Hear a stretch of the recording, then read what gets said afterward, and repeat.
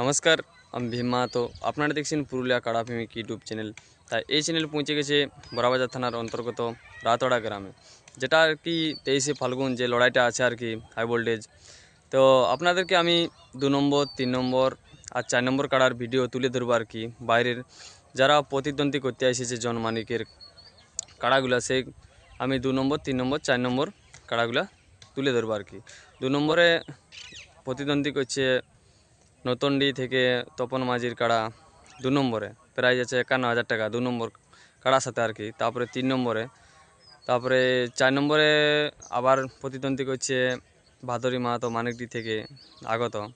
তো ওই 3টি কাড়ার ভিডিও আপনাদেরকে আমি তুলে ধরছি যে কেমন কী কাড়াগুলার মৌসুম আছে।